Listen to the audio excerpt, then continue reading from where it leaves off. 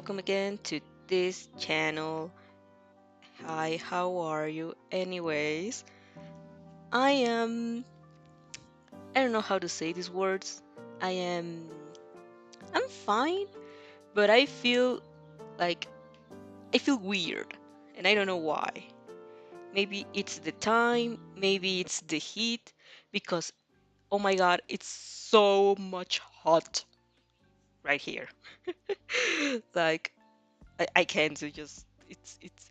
Uh, Sorry, like how was the song from In the Heights? Like, it's too darn hot, like my man Cole Porter said. People come through for a few cold quarters and a lottery ticket, just a part of everything. Everybody's got a job, everybody's got a dream. They gossip, sassy, my coffee and smirk, and then stop. Okay, there.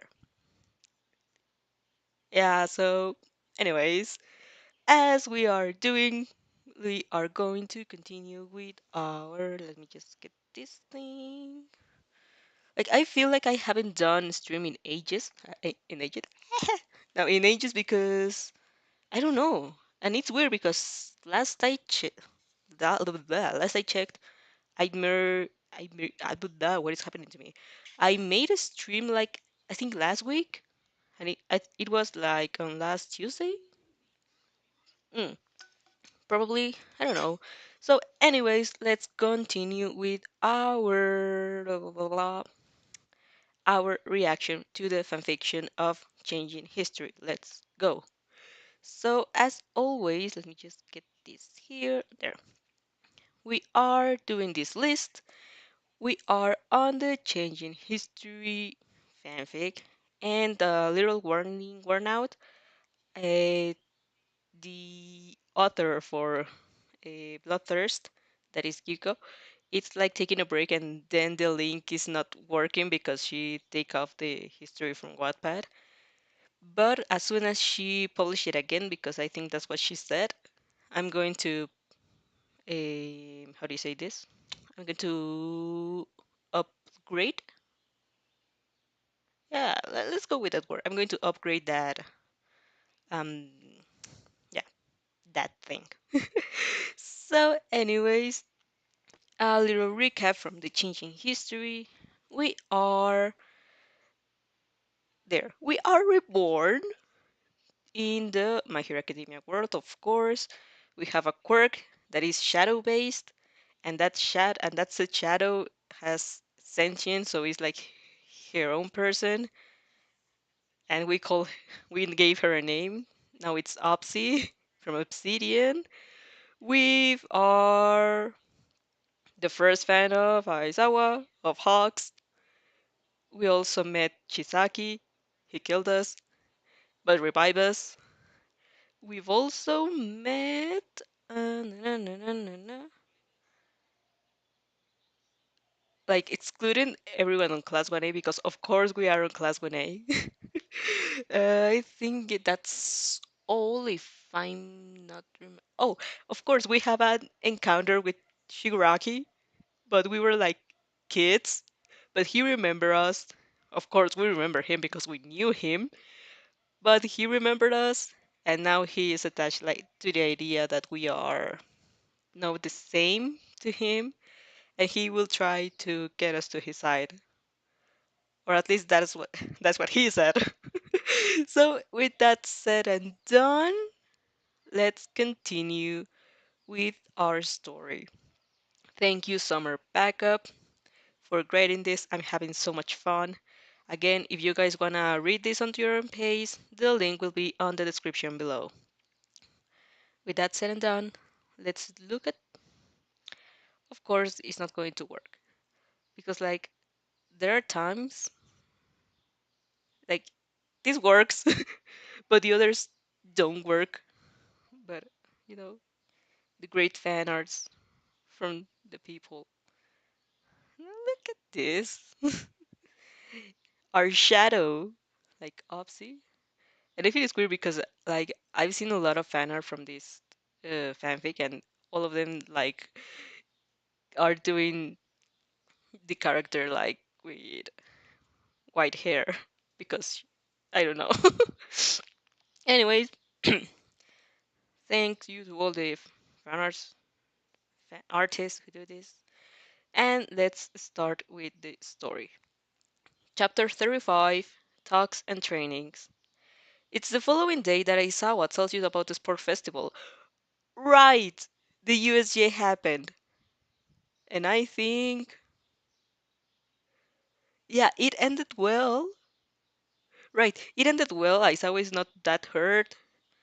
But then, like, Hawks came for us and kind of kidnapped us in the sky. And yeah, and then Aizawa found out. And then we talked with Nezu. And I think Nezu knows about us being reincarnated or something like that because, of course, the principal is such a smart rat dog person. Principal. And I think that's all. Oh, I think Shinso and Monoma are also acquainted by us because they were worried. But yeah, continuing. Oh, there. It's the following day that Aizawa tells you about the sport festival. Seeing him not bandaged, or at least not that badly, is just as delightful the second day as it was the first. But you try not to stare at him in adoration too much. You'll never stop feeling proud of how you handled the USJ attack. It could have gone even better, but you're still learning. You visited 13 in the hospital with Izuku before going to school, and although they're not ready to go yet, and they were positive they were positive about a speedy recovery. There we go. You, oblivious, got the autograph, but that's not the point. No, oblivious. Obviously, got the autograph, but that's not the point. Also, like that is not the point that I'm not reading right. As Aizawa drones on about the sport festival, explaining that UA needs to show that the recent attack couldn't stop the future heroes, you can't deny a surge of excitement swelling your chest. Now that you've made peace with your shadow, there is so much potential in your quirk that you could explore.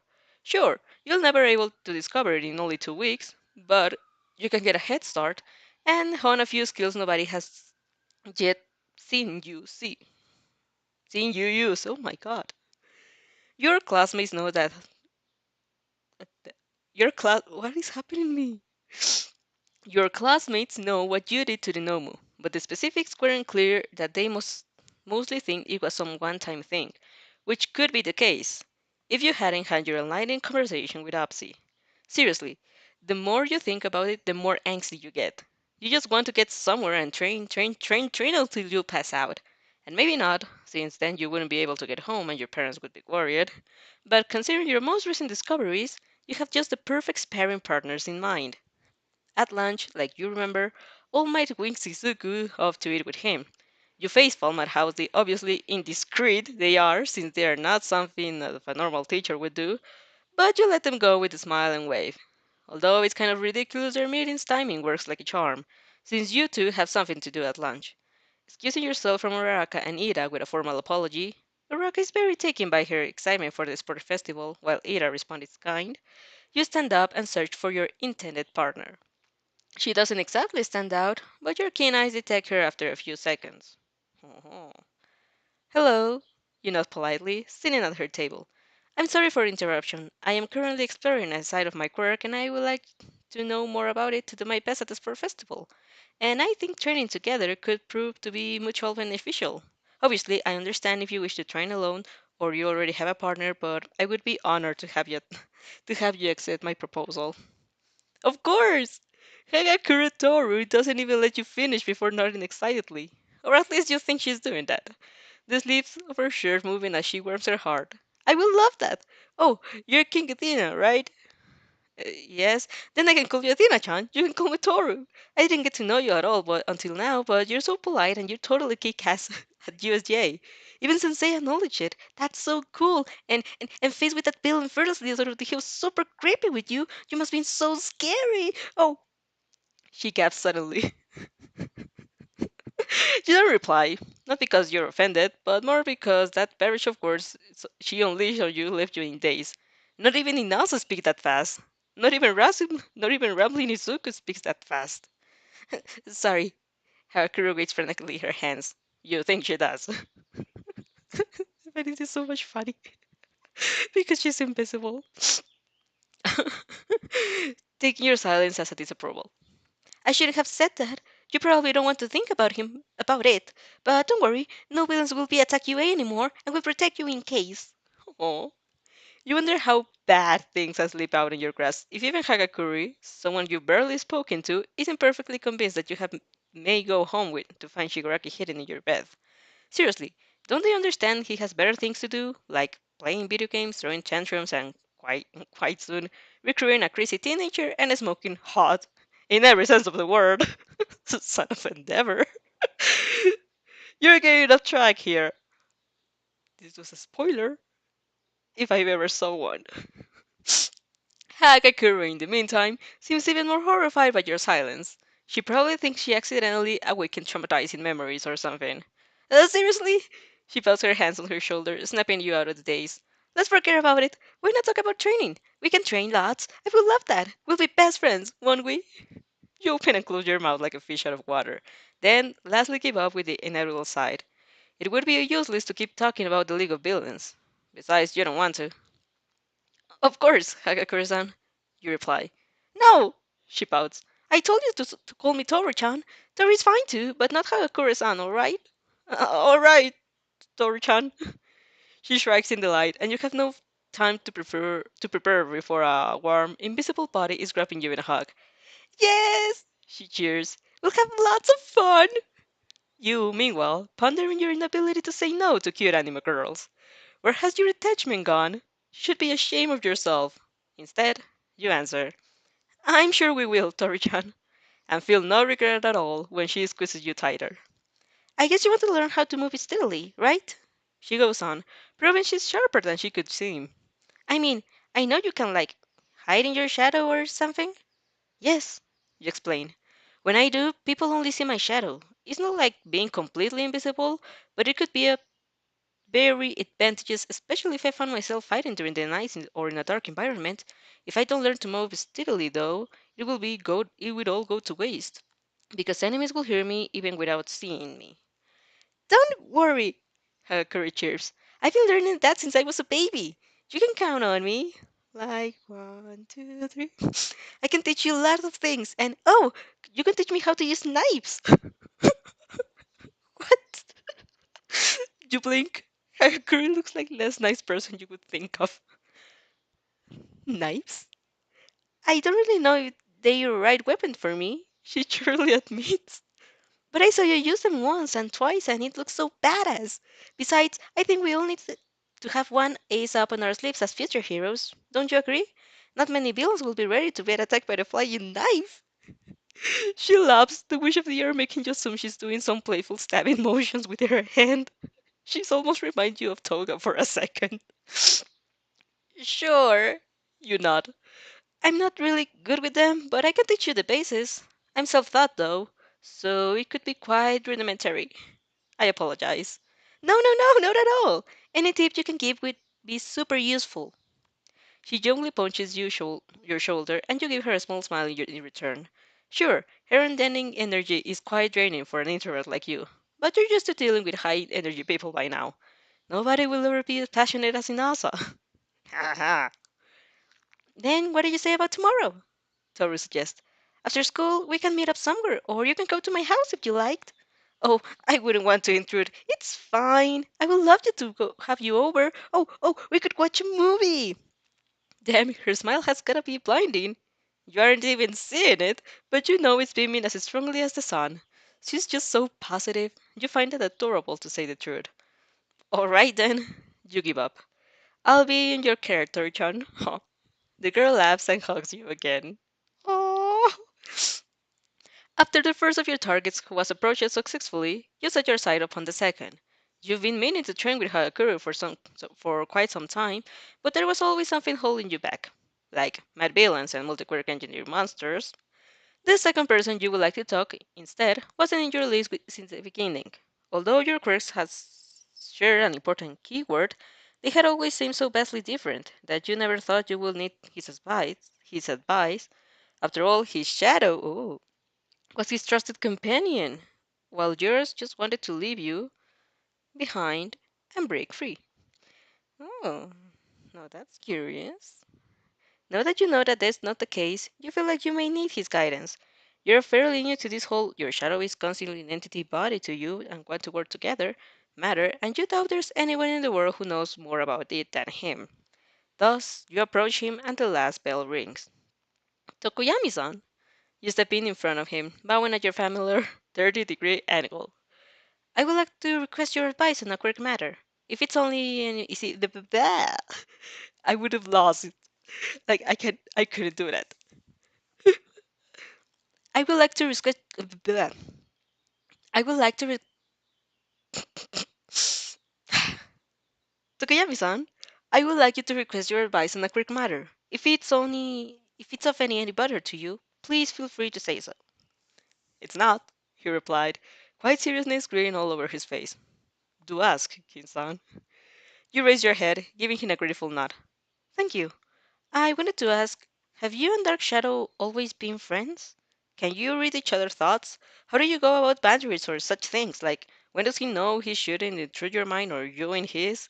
And do you talk in your mind or only loudly? I'm sorry if any of these questions are breaching of privacy, Tokoyami-san. In that case, feel free to not answer. Hmm. Like, there's so many questions. He frowns, looking in deep thought. You did just bombard him with dozens of questions, so you can totally understand if he needed a moment to recollect. Before he can answer, Dark Shadow comes out cheekily chirping. Hey girl, why all these questions? You bow again. Since you and Dark Shadow have never officially met, an introduction is due. It's a pleasure to meet you. You greet him. It's a shadow. I'm King Athena. You must be Dark Shadow's son. Please take care of me. Dark Shadow and Tokoyami exchange a clearly surprised by the fact that you're treating his quirk like a human being. But you learned your lesson by now. Shadow deserve respect. You can almost feel Lopsy humming in agreement in your mind. Hey, Tokoyami, Dark Shadow whispers, turning toward his owner. I like her. Are you keeping her? Tokoyami blinks, and judging by his usual expression, doesn't change the faint within in his eyes, must hit a great shock. What did I just read? Tokoyami blinks, and judging by how his expression usually doesn't change, the faint within of his eyes must hint at great shock. Sure. He opened his beak without replying, clearly embarrassed. And you could swear, in spite of his dark complexion, that he's blushing anime style for a second. Dark Shadow, he reprimands, recollecting himself. Don't be rude. This is Kingsan. She has questions about us. I heard. Dark Shadow nods. We, well, we can communicate telepathically, but we don't intrude each other's order. Got it. Thank you so much, Dark Shadow. Well, we can communicate telepathically, but we don't intrude each other's mind. That would be so awkward. He chuckles obnoxiously, making Tokoyami roll his eyes. You decide not to ask him to elaborate. I see. You nod, instead, keeping it professional. And have you decided together not to do so, or was it simply natural? Natural, I would say, Tokoyami replies. I don't really remember how it was when I was a kid, but Dark Shadow and I grew up together and learned to know and respect each other. That sounds nice. Ha ha ha! You mumble. You can't help but think about so many things. In hindsight, your quirk is quite powerful. Sure, it has never been bad, but the risk of your shadow escaping loom over your death penalty, making you hesitant about using it on full potential. Furthermore, without her help, you didn't even know you could do things like cut up other people's shadows. Sure, you have thought about it, but always as some kind of unreachable dream. You can't help but wonder. I can't help but wonder what your world must be. We are each other.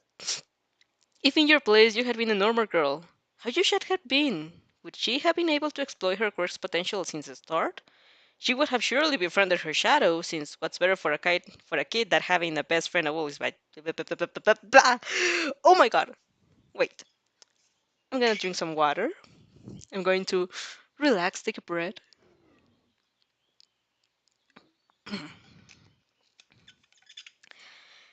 and I'm going to restart that paragraph. You can't help but wonder if in your place had been a normal girl, how should how you should have been. Would she have been able to explode? Would she have been able to exploit her quirk's potential since the start? She would have surely befriended her shadow, since what's better for a kid than having a best friend always with you? Besides, your shadow told you you were supposed to be in the same. So if the real king was born and you were in, in your place, she and her shadow would have gotten along like a house on fire. She would have grown up, never having to worry about her shadow leaving her, and they would have worked together since the start, honing all the possibilities of their quirk. She would have been a powerhouse. You instead feel like you've been living on half power mode for your whole life. And sure, you can make up for the lost time, but you can't know how long that hard of a training it will take. Maybe you will never be able to. You missed your chance and now it's too late. There are some things you can only achieve if you start working since childhood. Yeah, but you look at Izuku. He started working on every day basically a year ago. You'll make it, just like you always tell him he'll make it too. Yeah, maybe it is so. Tokuyami, clearly noticing your far-off gaze, comes quietly to take back your attention. King-san, may I ask where your questions are coming from? Of course, you reply. You see, my quirk is, well, it's not exactly like yours, but it also relies on shadows. And particularly, my own shadow has always been a problem for me. She tended to leave if I overworked myself, and when she left, I immediately started feeling weak. I feared I would die if I've never found her again. That's scary, Dark Shadow was saying. I would never leave Tokuyami like that. Yeah, you smiled softly. I thought she hated me and spent my whole life afraid of letting her free, but just a few days ago, during the attack at USJ, I talked with her for the first time, and she helped me. After that, I discovered she didn't actually hate me, we didn't click, you could say. We are basically different personalities, and she always found me a bit boring. You chuckled chiefly, rubbing the back of your neck. That's why she wanted to escape, but she never actually intended to harm me. This discovery was shocking, to say the least. No, I want to do good with her, to make up for the time we lost, so we can work together like we were meant to. But I am at last. She's a complete. I was doing so good! She's a completely different entity living in my mind, and I don't really know how to deal with that. It's refreshing letting it all out. You have you have been going over it in your head for quite a while, and it was beginning to feel like a stale bread. Maybe you shouldn't have dumped it all on Tokoyami, though. A guy you barely said a word before. Must be all that anime atmosphere finally getting me. Next, I'm going to bump into someone to the lockers. No, wait, that's Wattpad. I mean, sure. I understand. Tokoyami looks at you with his usual seriousness, but there's definitely some kind of understanding as well. It warms your heart. I know, you smile. I mean, I hope you would, since, well, you gesture to like Shadow. We have something in common. Tokoyami chuckles quietly. Yes, King-san. My advice is to talk often with your shadow and make up for that lost time during your childhood. You don't need to fret. You two are one and the same. It will come natural to you. You will soon find that the thoughts of living without her is inconceivable. Tokoyami! Dark Shadow's nipples interrupting your conversation. I love you too! He grabs himself around his owner, babbling incomprehensibly about how touched he is and how much he likes Tokoyami too. Tokoyami, on his part, seems very surprised and quite embarrassed since you're still there. You respectfully turn the other way to give them some privacy, but you can guess it only makes it more awkward since he sharply whispers Dark Shadow to stop and let him go. Dark Shadow complies after a few more sniffles. You wonder whether you should excuse yourself? You did receive your answers you were looking for, after all. But Tokoyami looks so uncomfortable, you decide to save him from his distress. Thank you, Tokoyami-san. You gave him another bow. You were a great help. I hope one day I will be able to have the same relationship with Upsy as you have with Dark Shadow. Tokoyami nods. And maybe it's just the sun rays flittering through the windows, but you could swear his eyes soften. Relationships with shadows must be a topic he's pretty passionate about. That's sweet. You cheer in your head. I just have a bonding moment. Those are trigger words for me. We had a bonding moment. I crawled you in my arms. Nope. Don't remember. Didn't happen. If you know what I'm talking about, then you know what I'm talking about. Anyways, feel free to. Oh my gosh, my head just got.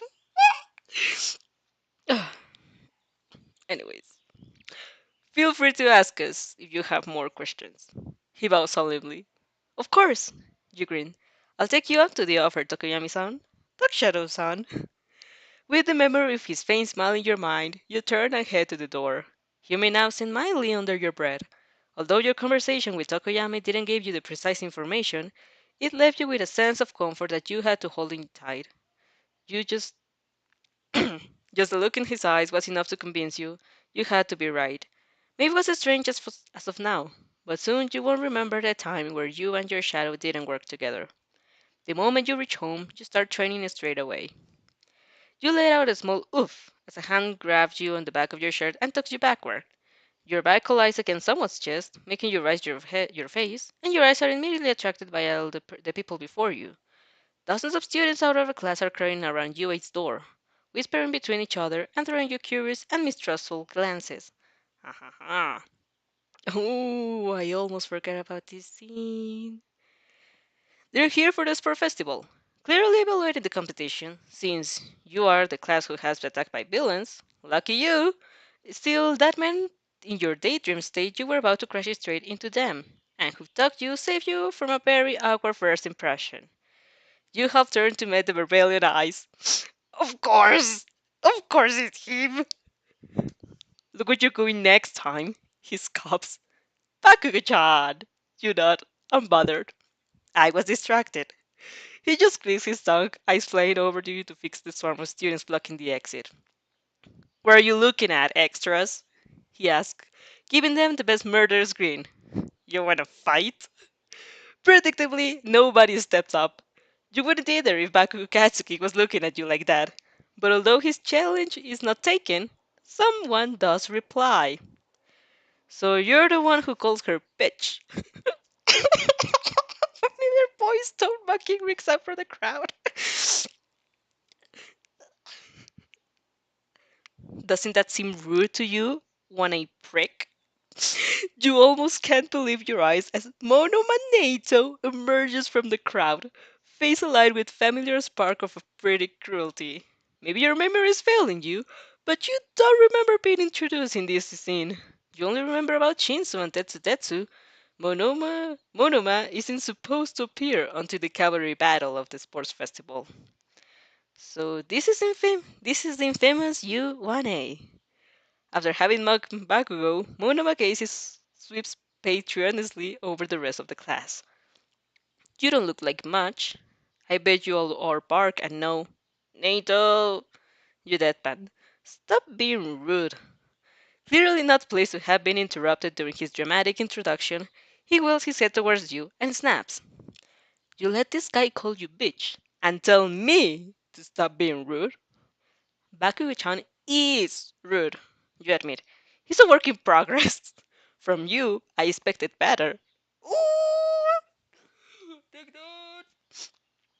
Monomas flourishes indignantly under your chin and frown.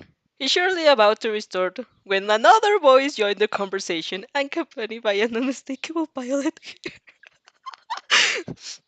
Yeah, Monoma. Shinzo yaps, stepping up from the crowd. Weren't you her friend? She expected better. You! Monoma scolds, now directing his rage onto his newcomer. Said newcomer's attention is not on him anymore, though, after sending you a brief glance that you welcome with a smile. His eyes harden as he skims over the rest of the class. Although I don't particularly like the guy over here, he gestures at Monoma, who glared daggers at him. I do agree on the challenge he sent to your class. I wanted to be in the hero course, but like many others here, I was forced to choose a different track. If any of us do well on the sport festival, the teachers can decide to transfer us to the hero course. In return, some of you can get transferred out. I personally came to say that even if you're in the hero course, if you get to carry it away, I'll sweep your feet from under you. I am here. Ah! He stops for a second, eyes are on you as if you wonder how you'll take his next words. You know that they're you know what they're going to be, and as for much as the ah! Sorry. You know what they're going to be. And for as much as they oh my god, I just heard myself. Oh my gosh, I think I fucked the microphone. Oh no. Sorry about that. You know what they're going to be. And for as much as they are quite drastic and maybe in another word you would put off by them, you know what I mean this time. You send him a thumbs up just to be dorky, and seeing him bite back a smile, and he goes back to looking at the others. It's just adorable. I am here to make a declaration of war. He ends. Future school back into the cold impassiveness. You clearly see the effect of his words. Some of your classmates, upset and confused, take a step back. You're expecting Bakugo to scoff or ignore Shinzo altogether, deeming him just as a nice stepping stone like he always does, but he's much angrier than he as he grows back. Yeah? Come at me now then, I'll blow you up. To his credit, Shinzo doesn't even seem phased as he points out. We're in a school right now. Do you want to get spelled? The small sparks. The small spark pop off of Bakugo's glitching fits. Knew you didn't have in you. Knew you didn't have it in it. Blah, blah, blah, blah, blah, blah.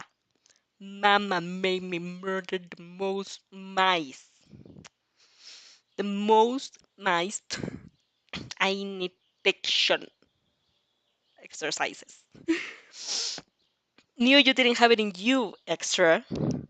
Wow. You crease your forehead as you mull over the interaction. Did Bakugo and Shinso's first meeting go like this in canon too? Not leaving you the time to think about it, Bakugo turns towards you and barks. Why do you have so many stupid friends, Shadow bitch? They're even more annoying than you. As Shinso scrolls darkly saying, don't call her a bitch. Soon joined by no momas. Soon joined by Monoma's protest.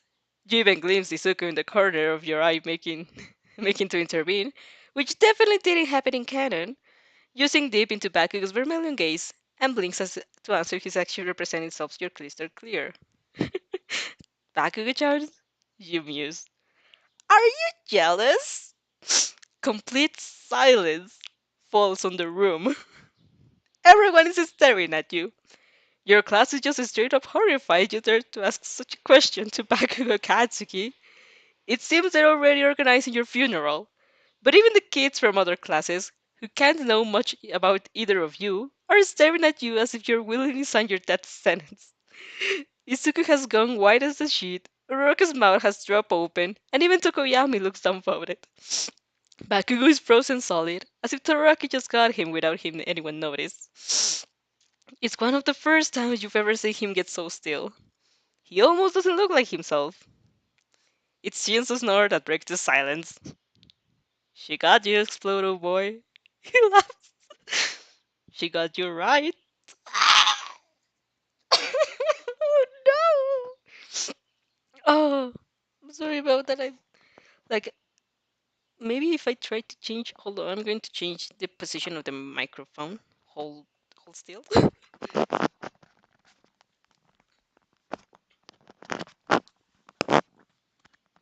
So technically, it's supposed to be better. Technically, theoretically, and I think my cell phone is on fire.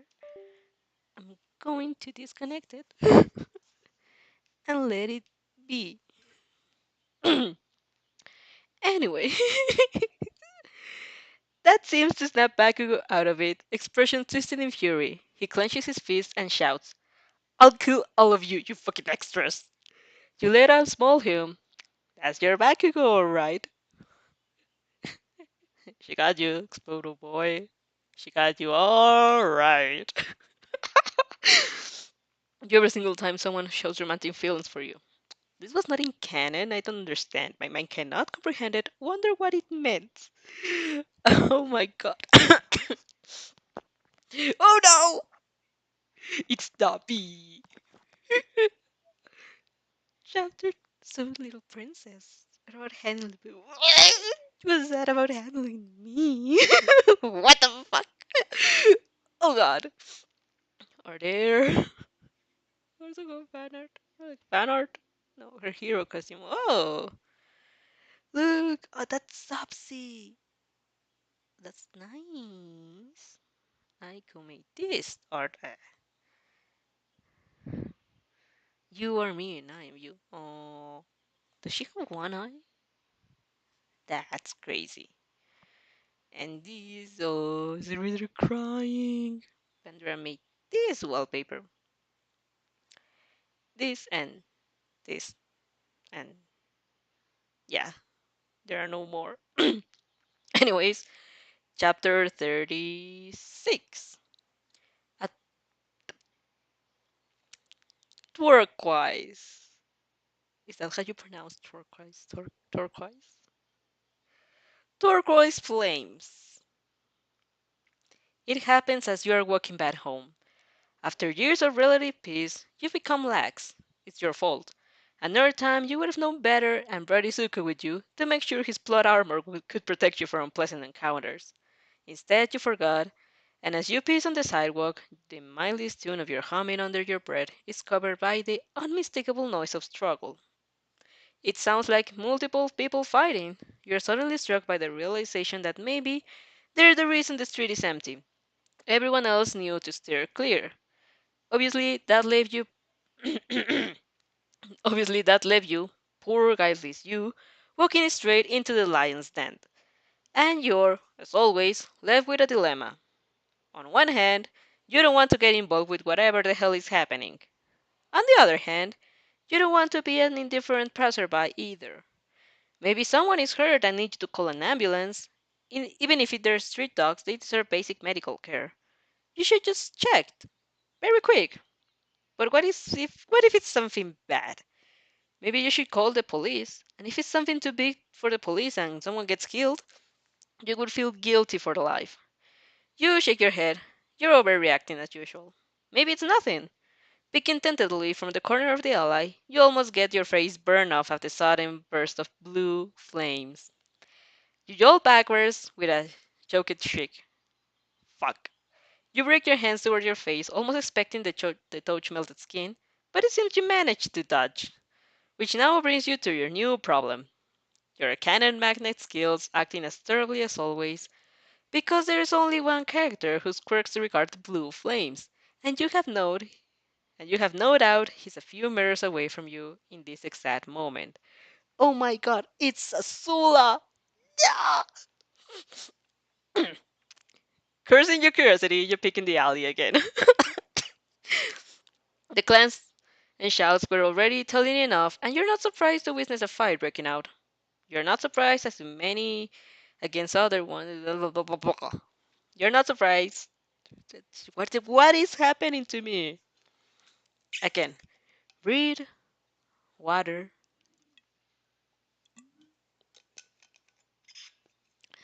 and continue.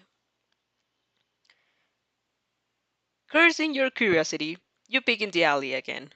The clans and shouts were already telling you enough, and you're not surprised to witness a fight breaking out.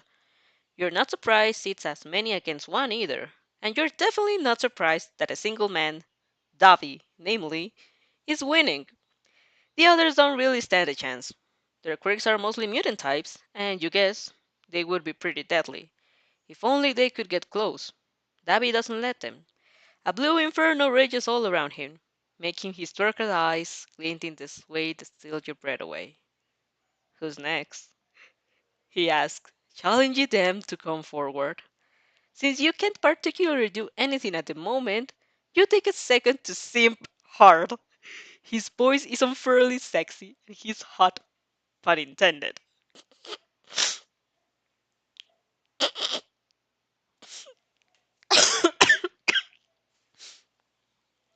Sure. You would have never thought you would. I'm sorry. You would have never thought you would thirst about a guy this unconventional. If you had to describe him aloud, oh, he's got more stitches than the Frankenstein monster, and he's also mentally unstable. He wouldn't sound like much, but animes have a great power and responsibility of making just about anyone's worthy simping object. And damn did they a good find with Dobby. They did a fine job with Dobby. It's a real pity you won't be able to get this autograph. As the fight continues, the guys start realizing they're heavily outmatched. You don't know what controversy sparked the brawl, but apparently it is not worth their lives. The ones. Oh god, I'm simping. The one left soon turn their backs and hastily escape. Fortunately, the opposed direction to you. Dabby lets them. He doesn't look particularly worried, following their retracting backs with an amused kind of contempt, but he's distracted. He doesn't notice until it's too late. One of the guys on the ground suddenly leaps towards him with a vicious snarl, and you barely have the time to see the telltale glint of a knife in his hand before he's burning like a torch. His screams fill your oh god, it's a hot.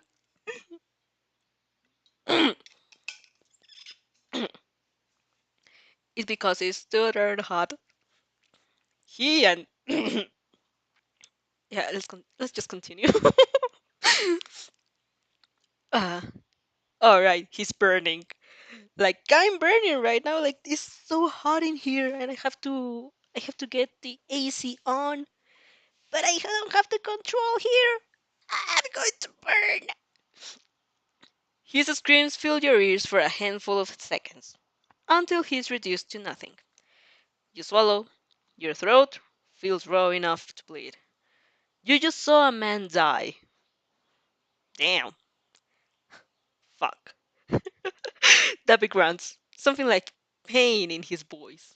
But it's so unusual to hear that makes your eyes start to him, partially clearing your mind, at least so that you don't feel that overpowering smell of burnt flesh anymore, and you're grateful to that. Your eyes waiting at what you see. He's normally tan skill ashy pale. He's on the ground, leaning against the wall, holding his shoulder. Blood seeps from the crack of his fingers. Just fucking great, he pants. I'll have to categorize it now. I can't even see it well. He tries to get a look over his shoulder, but being hot doesn't give him the magical power of turning one's heel like an owl. He lets out a hiss of pain and another fuck. Your mind briefly wanders at the first aid kit on your school bag. No, you immediately stop. Holy fuck, no. Don't even think about it. You can't be this fucking stupid. You bring it around for Rizuku and your friends. Definitely not for him. That is worth another time, and you clench your fist. Nope, it's a stupid idea. It's a very stupid idea. Don't. You're right. It's a very, very stupid idea, and it has nothing to do with how big of a sim you are. It's just every stolen look, every moment, every curse that slips out of his lips. Everything feels and tastes and smells like belonging, and you want to bang your head against the wall to make it stop. It feels physically painful for a second. This is just you projecting, and you know it.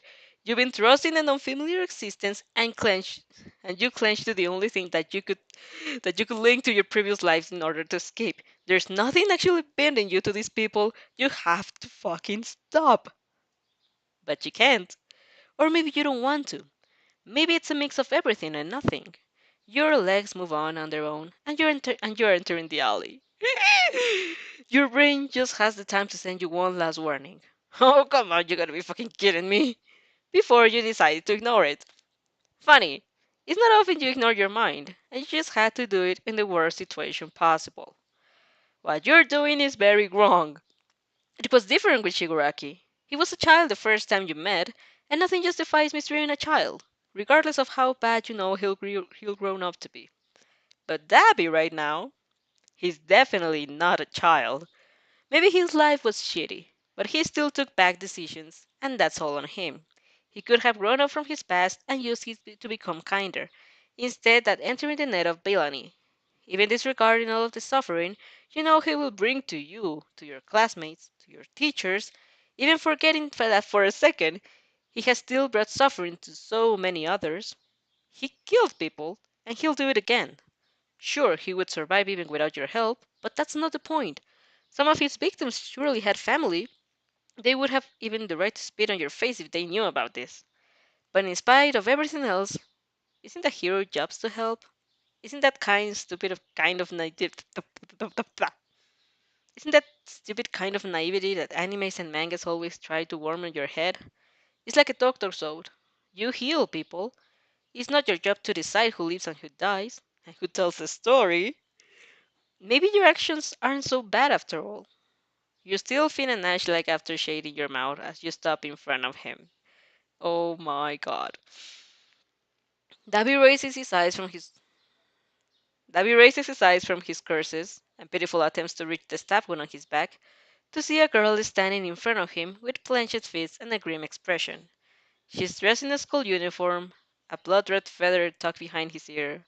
Before he can say anything, she kneels on the ground, takes her backpack off his shoulders, opens it, and grips the first aid kit. And who would you be? He asked, quietly wilder. She doesn't answer, only gesturing at him to turn. I have to see the wound, please, she explains, short and clipped.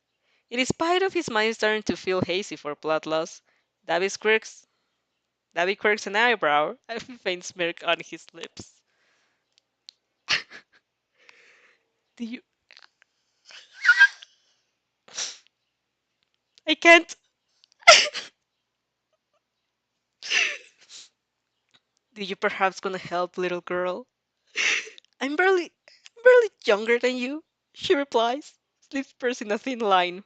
And believe me, I don't want to do this either. Why then? Who is forcing you?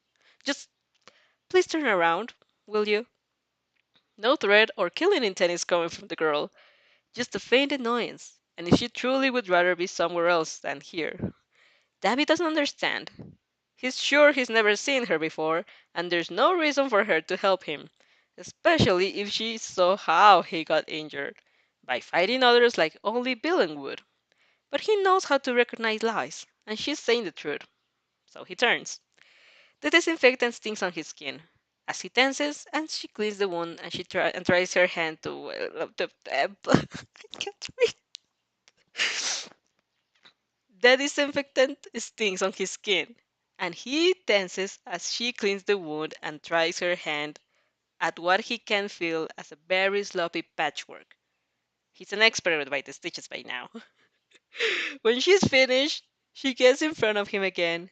Sweat is glistering on her brow, forehead crescently focused, and her tongue is slightly speaking out from her parted lips instead of no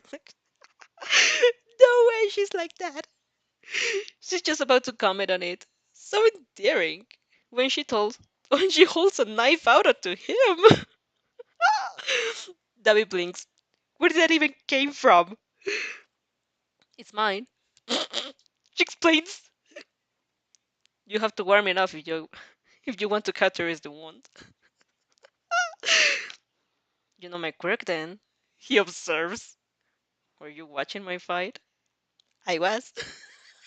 She admits. For as much as as he keeps a relaxed and confident exterior, David truly can't make her head and tails of the girl. She looks young, 17 at most. She's probably a high schooler, and she carried knives around. If instead she's a villain, why is she helping him? Criminals don't usually help each other, and he's always been a lone wolf. She said she didn't want to do this, so is she working for someone? Has your boss told me to help him? She asked. If that's the case, I don't want it. She furrows her brows. I don't have a boss. Why are you doing this then? Can you just hit the blade, please? It's the third time she say please when asking for something. He noticed, with a faint spark of amusement. She's so polite. Everything points for her to being a high schooler, probably from an elite school, except her carrying knives and helping villains. No, he draws distantly the word. I'm not hitting the blade until you tell me why. She gives him a deadpan stare. You do know what you are. You do know you're the one who's going to die this way, right? Oh, I doubt I will die. He shoots her a wolfish grin. But well, if you don't want me to, you'll have to tell me why. She stares straight at him for a few seconds, looking very aggravated, and he thinks she'll actually get up and leave him there. But she doesn't. Gritting her teeth, she mutters, because I'm a fucking idiot. That's why. He raises his eyebrows, vaguely surprised at the swear words. She doesn't look like the type. I am an idiot, she repeats. I am a stupid idiot and will regret this later. I will regret this dearly, but I don't like watching people suffer because, unfortunately, my parents raised me with very strong morals. Now please hit the blade. That's definitely not the answer Daddy was expecting. She's doing all this for compassion? Wait, so you're just a normal girl? He repeats, shocked by mere emotion. I guess so, she replies. And you know I do know you're a villain. Yes. David lets out a disbelief laugh. And you're helping a villain out of kindness? That is stupid. Her brows twitches.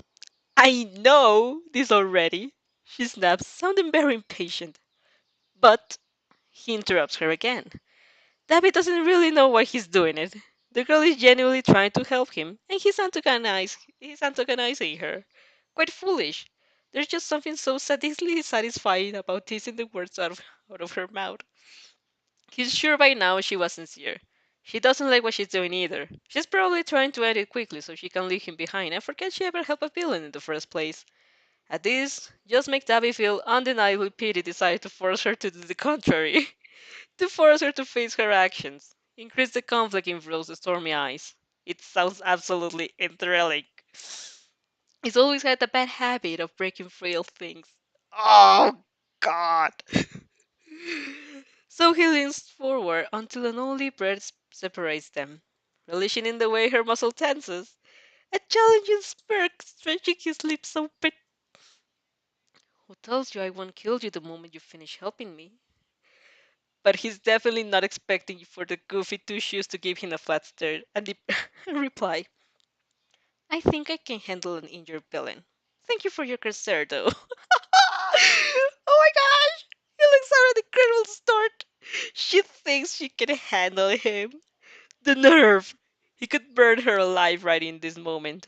Now, if her suddenly backbone didn't make her all that more entertaining. Look, little princess. He taught her. Maybe you think I'm not a princess. She seems very amused. I don't have relationships to any kind of nobility. Calling me that is just vastly incorrect. Oh my god. For a second, Tabby is left a complete loss of words. Is she making fun of him? Or did the pet name really fly over her head? Is she that dense? Or just naive? Her perfectly straight face seems to tell him such. How can you even. What if. If I call her honestly, she'll reply, You're wrong. I'm actually a human being.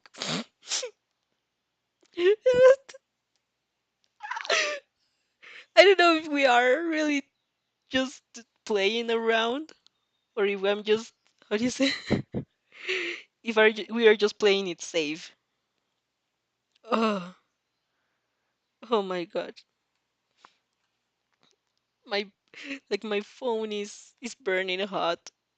I think my phone is going to die, guys. No. Oh god, this is so funny. For one of the first time in years, he feels like genuinely laughing. Oh, that's so cute.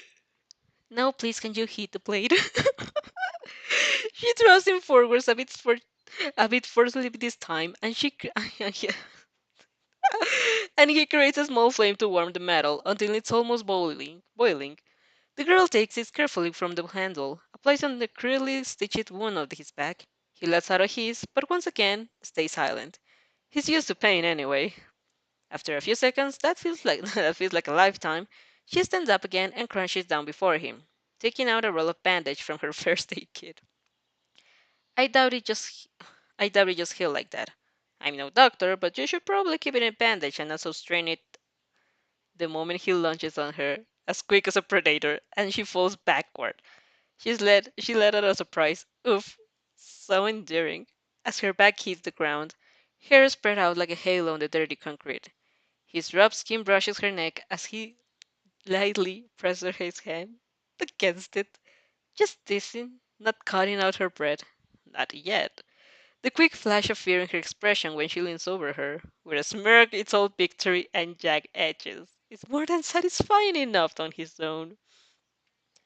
So, little princess, he whispers, enjoying immensely the way she tries to keep distance by pressing against the concrete. What was it? What was about handling me? Oh God! But once again, she knows she has so much backbone that it seems. So pity, she mumbles. Did the comment hurt your ego this much? In that case, please do forgive my rudeness. I wasn't my intention to insult you. Still, I was saying that your injury isn't yet healed, and if you and if you continue to strain it in order to keep me in this position, she gives a pointed glance in the way he's basically straddling her. It would probably start bleeding again. Since it took me a while to ensure that it didn't happen, I think you'll forgive me if I end this quickly. Then she raises her arm, stretching it backwards, and Dabby is shocked to feel his body move, to imitate her movements. In a second, she's crouching on the ground again, observing him with a quiet, poised gaze that makes her feel almost like the predator. Oh, he can't move. He could technically send out flames, but his hands, from his hands, but they are pointed at the ground, and he doubts it would do him any good. Besides, he's pretty sure she won't hurt him. But now he can see for himself why it makes him so certain she could handle him. What's your quirk, little princess? Stop! He asked, quite relaxed in spite of the situation.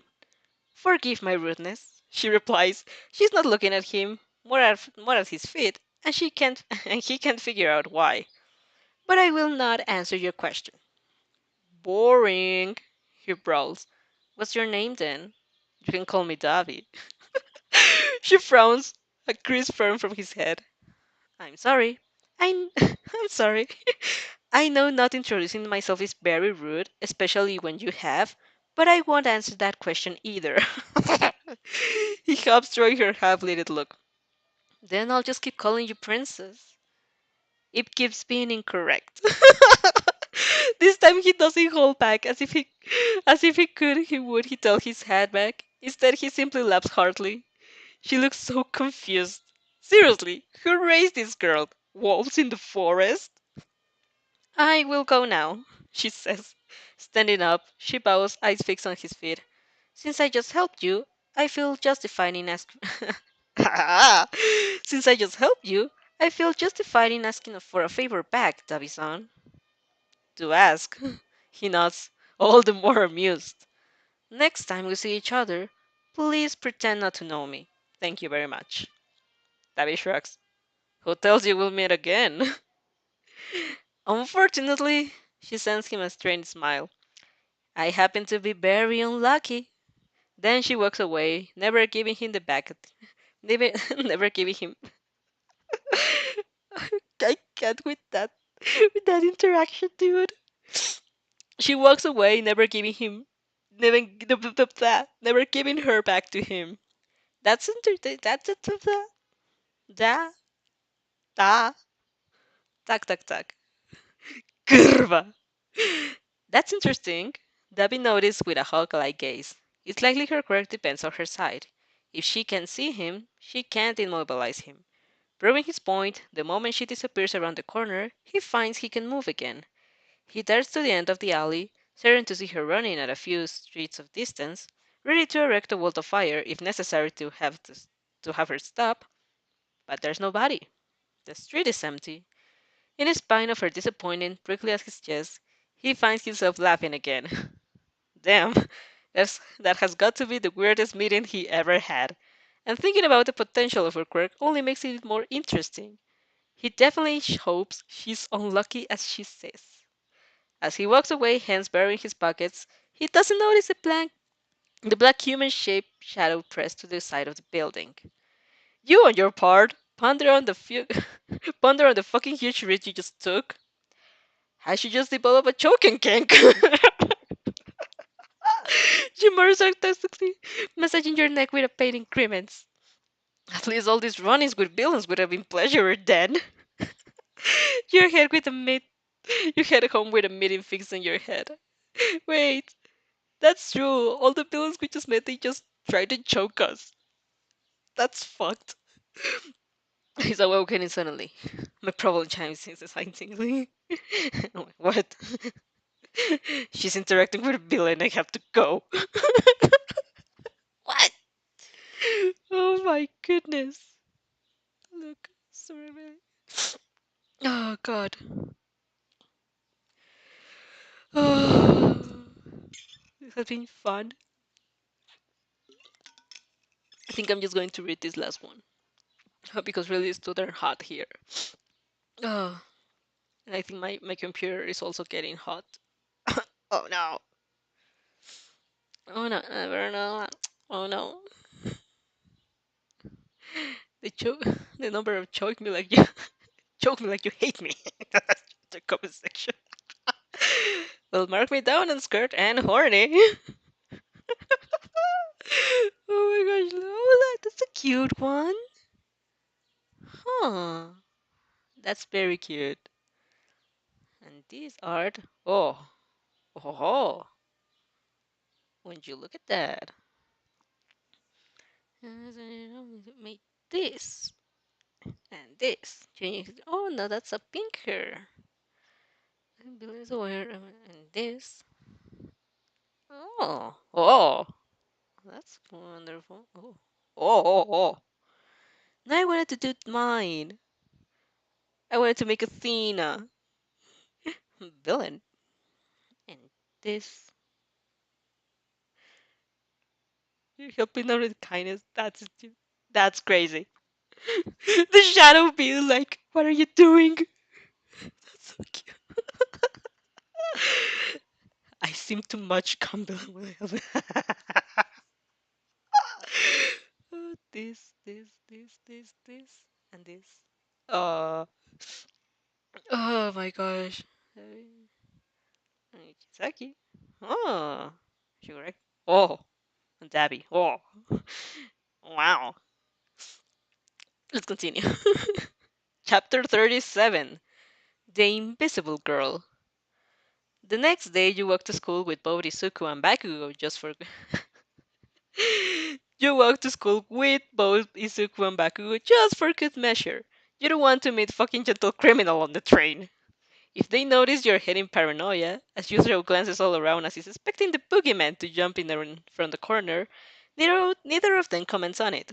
Bakugo just complains about you being too slow, about being slow even when you get in the train, where it's not physically possible to be slow because you're all moving to the train, with the train. Absent-mindedly by now, like muscle memory, you tug on the shadow and make him and make him face plant on the floor. He gets up with a snarl, but Izuku steps in between the two of you, and and they start changing looks that will make you feel like a third wheel if you didn't know any better. Why is an invitation so sexual? Maybe it's something about the intense, rough feeling.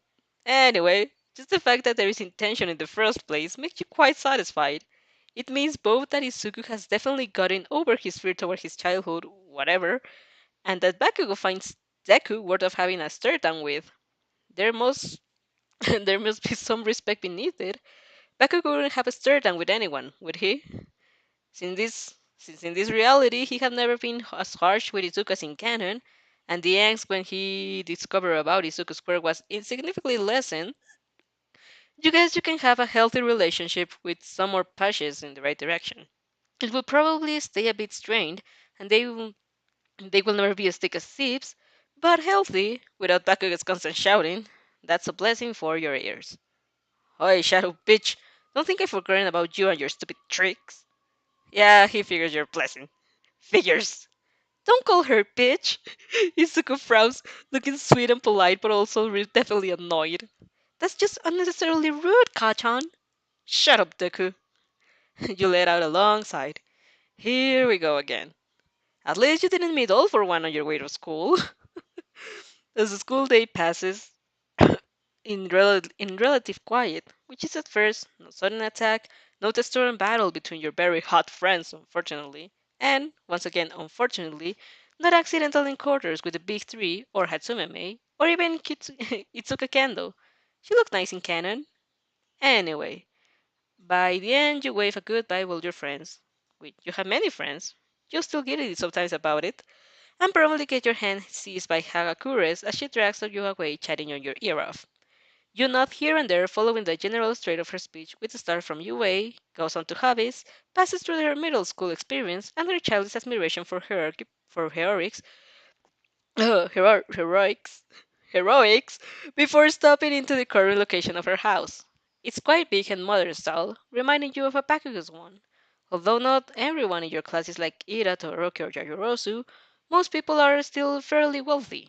Makes sense. You isn't the beggar's choice after all. Kagakura's garden is also quite big, trees swaying on the wind and bright flowers littering the paved way to her home. You're just waiting for her to politely introduce to her parents when she giggles cheerily and says, "Let's play hide and seek." You blink. What? I like her! Obviously chirps in your mind. She's fun. Obviously she likes her. Is the easiest way to learn. Kagakura preaches, waving her finger. My parents taught me the basics of stuff like this. By making it into a game, you make people interested and eager to learn, and what they can understand what they understand stay fixed in their minds. She laughs, sound very proud of her method. You're a bit tempted to tell her that her parents probably taught her like that because she was a child, a human being with a short attention span, as such they had to keep her excited. But you, as a functional adult with more enough practice, are perfectly capable of training without the need to use cheap tricks. But you don't say that, obviously, because Kagakuri looks excited to teach you and you're a simp. Also because Ops is buzzing with joy at the idea to play. To top it all, it would terribly rude to criticize her teaching method when you're the one to ask her for help in the first place. Only one doubt is less plaguing your mind. Shouldn't I introduce myself to your parents? You mumble. It would be rude to use their property to train and not even greet them. Don't worry. Hakure giggles freely. My parents aren't home at the moment. When they can come, you can greet them all you want. After a second hesitant, you nod. All right, Aru-chan. Please teach me your ways. Let's play! She shrieks all in response, taking you by the hand and leading to another part of the garden. I will search over you, all right? You have to hide inside your shadow, but keep moving. You can't stay still. If I only see you, but don't hear you, I will let it slide. What? If I only see you, but don't hurt you, I will let it slide. You have to learn to move silently, but you'll never be completely invisible. And lucky me, she giggles. Otherwise, I wouldn't be special at all. You would, you immediately reply. It's not only your quirk that makes you special, Toru-chan. Oh. The invisible girl flares for a second, maybe looking at you with surprise, before cooing sweetly and squeezing you into a hug. I love you too, Athena-chan. She gushes. You're so adorable. You're such a great friend. You're a great friend here, you stubbornly reply. You're helping me out so close to an important festival and even invite me to your house in order to. That's nothing! She dismisses you, waving her hands. I'm happy to help, and we'll spend a wonderful afternoon together. In spite of a small part, in spite of a small part of you lamenting the loss of peace and quiet, most part of you is genuinely looking forward to even just chat with Hagakure. Her happiness is simply contagious. I'm sure we will. You smile. Now, shouldn't I hide? Yes, she exclaims, head bobbing up and down. Yes, of course! Go hide. I'll count to 10, alright? Only 10. It will be more difficult like this, and then I'll come for you. Remember to move a lot, so it will be more difficult not to make noise. As if you're caught, you have to. She hums in pondering for an invisible eyebrows. Shouldn't I be the one to count if I'm caught? You ask. That's how the game works, after all. But it doesn't make sense, Athena-chan, Hakuri points out. I don't need other stealth practice, and you don't need tracking skills. What? Yes. And you don't need tracking skills. You should simply have an incentive not to lose. Incentive not to lose. So if you lose, I will. You will have to. Hmm. She seems to think and think and think until her brain melts. Ah, I know! She lastly yells. You'll have to answer truthfully to one question. Immediately, your expression sours into grimace. Although you know Harakuri is doing it as innocently as possible, you must tell the truth at all costs. It's basically your worst nightmare in this new life of yours. The fear of being caught and forced to reveal your secrets. You can't imagine anything worse. What would happen if you, to you then, to your family, to your life? Still, not the time to think about it. Smoothing back your expression into soft passiveness, what would happen to you then? No, what? You hope that Hagakure never noticed that you're quick lemons of something more. That's fine by me, you say, keeping up your persona to sleep for a second. But if it's not much of a punishment, I would never lie to you anyway. That would be extremely disrespectful. And it truly is. But your secrets are worth more than respect. I know. Hagakure interrupts you. It doesn't seem like she noticed your first knee-jerk reaction. But these questions will be very personal. I mean, she immediately backpedals. Not too personal, of course, Athena-chan. I would never want to intrude into bad memories or experiences. Is she thinking about Shigaraki again, or what? You wonder. She probably is. It almost makes you laugh at it as she thinks Shigaraki is your biggest problem. You would much prefer him to All for One, or even overall. But maybe that's just because you've been traumatized that one time he killed you. But there'll be personal questions like embarrassing. Hagakure keeps explaining. So you won't want to answer, but you'll have to. Ha ha ha! That will be your punishment. She honestly sounds so endearing right now. You just want to smoosh her invisible cheeks and protect her from anything bad. She thinks embarrassing question for you will do for you. What does it even mean? Tell about the one time you took someone else's hand in the crowd because you thought you were your parents, or when you accidentally raised your arms to greet someone, but it came out they weren't waving at you. Oh no, poor you! How will you be able to cope after having to reveal such things? Truly, a disgraceful fate. All right, you nod. I swear to answer truthfully to your embarrassing questions. Good, Hakuri chirps. Then let's get started. You slide back into your shadow, and the game begins. Hagakure finds you within the first few minutes of the first time. You accidentally step on a leaf, making it crunch, and it's game over for you. The second time you get distracted petting a squirrel. He's so cute! And she finds your shadow crouched down trying to attract it with coos and promises of food. She pets the squirrel too, but it's still game over. The third time you trip while running after said squirrel, her curry laughs, but chases you and pauses prohibits you to follow other squirrels. The fourth time you pay extreme attention to every little creaks of leaves, moving carefully and silently like a man in the black. But she finds you because you have been breathing too loud. Fifth time you try to breathe as little as possible and end up almost passing out from the lack of oxygen. Hagakure starts looking very worried for your mental health. Every time she asks you a question is such as, which hero do you find the most attractive? Are you and Midoriya together? Or would you prefer kissing Bakugo or Todoroki? When on the first time on the first time you got what? On the first time you get stuck for reality. Long while because you can't choose between Aizawa and Hawks. And lastly say Mirko, because she's a bombshell. Yes, she is. The second one, you simply answer no, while you go for the Todoroki one in the third one. Considering his childhood, he probably barely knows what a kiss is, and he will react slowly, giving you time to escape. Bakugo will blow up before you could even take a step in his direction. When she realizes no question about your classmate can fluster you because you have no equal admitting would kiss all of them, Hierarchy starts using the embarrassing question like, did you ever get caught cheating on a test? Or did you ever lie to your parents and they found out? She's so precious you want to hug her. The afternoon goes long like this for a few more hours, with you gradually getting a little better at moving silently through the garden.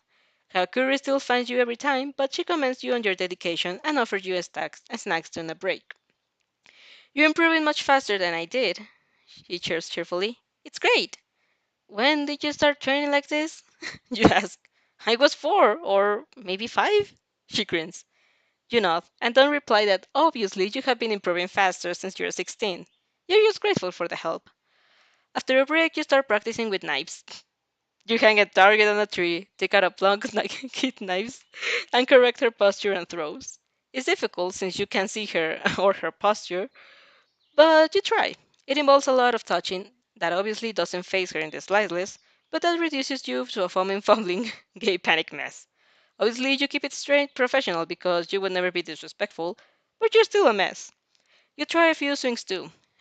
Hagakure doesn't get the hang of it very fast. She's too energetic and ambitious for the moves to be executed swiftly, but you're not prejudiced yourself, and you manage to teach her something. We've trained enough. No, we've trained enough, she says around the 6 of the afternoon. You nod, mouth opening, and thank her for her patience and express your undying gratitude when she chirps. Let's watch a movie now. Oh, right. You almost forgot about that. It will be a pleasure. You quickly agree. What would you like to watch? Oh, I love action movies. Huh. So you two end up on her couch until, well, the evening. No, well into the evening, staying for dinner with her parents, both invisible, and watching one. Wait, both parents are invisible? That's crazy. And watching one or two movies with tons of explosion and cars crashing. And car chasing. Cashing, what the fuck? Hakuri mimics all the moves with an enthusiasm unlike anything you've seen before. Except maybe Izuku emulating All Might. And you laugh along. It's funnier than you thought. Oh. In 2 weeks before the sport festival, you train with literally everybody. Inasa is a must. You've been training together since you were 7. You're used to each other's style, powers, and skills. And besides, he won't let you out of his sight anymore in more than 2 days since the incident of the USJ. Hagakure invites you over more times to play hide and seek and watch movies and have pleasant chats with her parents, who of course consider you a very polite girl.